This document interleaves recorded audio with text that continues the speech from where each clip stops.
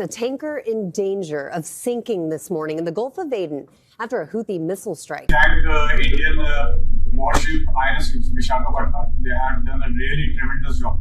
We had actually lost the hope, and hats off to Indian Navy. एक बड़ी development है कि ये इस महीने के अंदर इंडियन नेवी जो है वो एक थर्ड एक मर्चेंट वेसल है जिसकी हेल्प के लिए आई है। The Indian Navy warship Visakhapatnam came to the rescue of a distressed vessel in the Red Sea on Saturday. उसका नाम है INS विशाखापत्तनम, इसका नाम है शायद, जो कि एक मर्चेंट वेसल जिसका नाम MV मर्लिन, उस पे हमला हुआ और उसकी जो कॉल थी उस पे रिस्पॉन्ड किया। ये अंदाज इतना हटके है कि पूरी दुनिया में कहीं नहीं देखा गया। लेकिन रेस्क्यू करने इंडियन शिप्स जा रही हैं कि किस तरह से उन्होंने एक्टिवली एंड स्मार्टली ये ऑपरेशन जो है पूरा किया। और इसके ऊपर जब हमला हुआ है तो सुनने में आ रहा है कि जो इंडियन नेवी है उसने specialised nuclear biological and chemical defence teams जो हैं उनको किया है। अच्छा, आप मुझे ये बताइए कि आप दोनों में से कितनों को लगता है कि किसको लगता है कि इस टाइम पर जो प्राइम मिनिस्टर मोदी हैं वो थोड़े हटके हैं? ये तो मानते होंगे। हाँ बिल्कुल। और इन्होंने हिंदुस्तान को बहुत बदल दिया है। कोई मर्चेंट वेसल कॉल करती है, they call it a distress call, तकलीफ में है, help help help, Indian navy जाती है भाग के, ठीक है, और उसकी मदद करती। इंडिया नेट सिक्योरिटी प्रोवाइडर बनने जा रहा है। इंडियन नेवी जो है वो एक थर्ड एक मर्चेंट वेसल है जिसकी हेल्प के लिए आई है, जो कि एक मर्चेंट वेसल जिसका नाम MV मर्लिन लोनाडा है, समथिंग लाइक दैट, उस पे हमला हुआ और उसकी जो कॉल थी उस पे रिस्पॉन्ड किया। और ये होथीज ने इसको हमला किया है और बेसिकली ये सारे का सारा जो एरिया है वो US सेंट्रल कमांड में आता है। ये एरिया US सेंट्रल कमांड में भी आता है और US सेंट्रल कमांड ने भी इस पे बात की है, लेकिन रेस्क्यू करने इंडियन शिप्स जा रही हैं। और इसके अंदर ये जो MV मर्लिन जिस मर्चेंट शिप का नाम है, इसमें 22 इंडियंस थे और एक बांग्लादेशी भी था। और इसके ऊपर जब हमला हुआ है तो सुनने में आ रहा है कि जो इंडियन नेवी है उसने specialised nuclear biological and chemical defence teams जो हैं उनको किया है। इंडिया ऐसे क्यों कर रहा है, ये सवाल बनता है।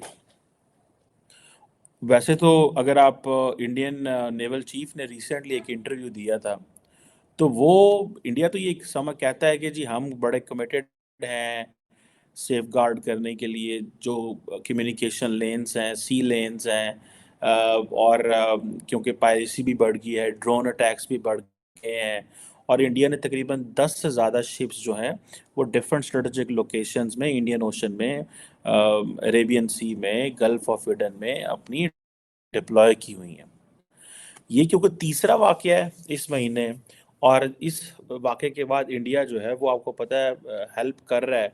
ये रेड सी का जितना एरिया है इसमें अगर आप देखें तो हालात यहाँ पे ख़राब हो रहे हैं इन टर्म्स ऑफ होतीस का एग्रेशन बढ़ रहा है, सऊदीज़ साइलेंट हैं, अमारातीज़ साइलेंट है, बिकॉज वो इस मसले में आना नहीं चाहते। जो अपने इंडिया ने 10 शिप्स डिप्लॉय की हैं उनके अंदर एंटी पायरेसी टास्किंग या एंटी ड्रोन सपोर्ट मौजूद है। सुनने में ये आ रहा है। ये एक सवाल है कि क्या इंडिया नेट सिक्योरिटी प्रोवाइडर बनना चाहता है, ये बनना चाह रहा है। ठीक है जी। अब इंडिया जो है वो आपको पता है मेक इन इंडिया पे लगा हुआ है, और अगर इंडिया समझता है कि अगर आप मेक इन इंडिया नहीं करते तो आप इंडिया को डिफेंड नहीं कर पाएंगे। कोई मर्चेंट वेसल कॉल करती है, they call it a distress call, तकलीफ में है, help help help, Indian navy जाती है भाग के, ठीक है, और उसकी मदद करती है। वाई? इन रिटर्न इंडिया को क्या मिलेगा? ठीक है ना जनाब, ये क्वेश्चंस हैं और जारी बात है इस पर लोग बड़ी बहस कर रहे हैं, बात कर रहे हैं।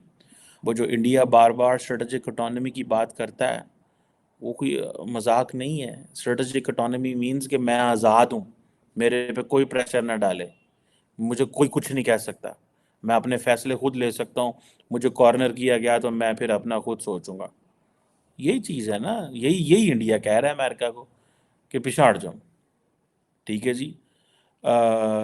और कैसे चीज़ें इस नेट, क्या इंडिया की प्रॉपर कैपेसिटी बिल्डिंग है? इंडिया अपनी मिलिट्री को, एयरफोर्स को, नेवी को, ठीक है जी, कैसे देखता है?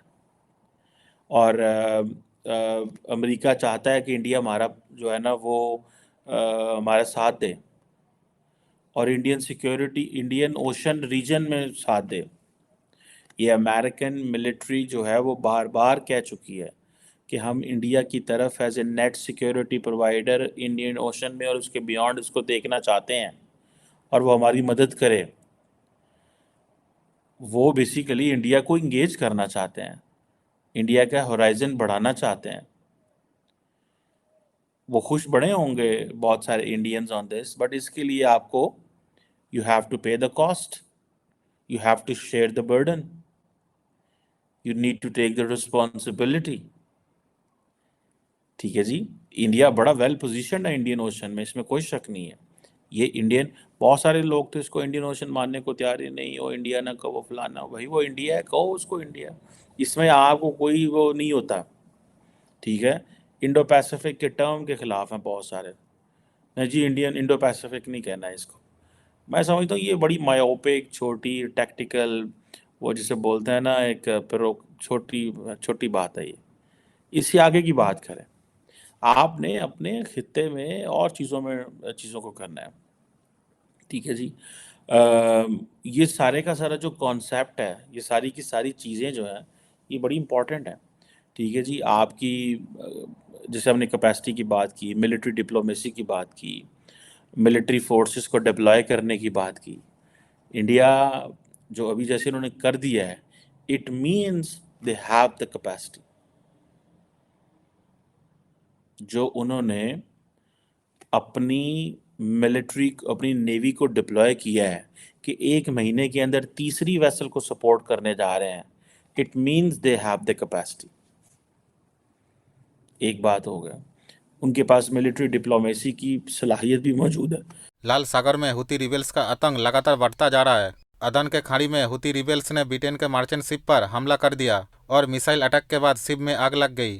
26 जनवरी की रात एमवी मार्लिन लोंडा पर मिसाइल से हमला किया था। अब भारत ने मदद के लिए आईएनएस विशाखापत्तनम को रवाना कर दिया है। ब्रिटेन के जो ऑयल शिप था उसमें 22 भारतीय भी सवार थी। इंडियन नेवी ने सोशल मीडिया प्लेटफॉर्म एक्स पर कहा आईएनएस विक्रमादित्य को मदद के लिए भेजा गया है। एनबीसीडी टीम के लोग मॉडर्न इक्विपमेंट का उपयोग करके आग बुझाने की कोशिश कर रहे हैं। एमवी पर 22 भारतीय और एक बांग्लादेशी क्रू था। नौसेना ने कहा कि हम एमवी और लोगों की मदद के लिए प्रतिबद्ध है। बता दें कि हमले के बाद ही यमन के हुती रिबेल्स ने इसकी जिम्मेदारी ली थी। द गार्डियन के मुताबिक ब्रिटिश ऑयल टैंकर मार्लिन लोंडा को हुतियों ने ही निशाना बनाया था। यमन के पास ही इस पोत पर मिसाइल दागी गई थी। हालांकि हमले में किसी की जान नहीं गई। चीन की एजेंसियों ने बताया था कि जहाज के पास 2 मिसाइल फटी थी। ये यमन के हुतियों ने यूएस के मैरीटाइम अलायंस का जवाब दिया है।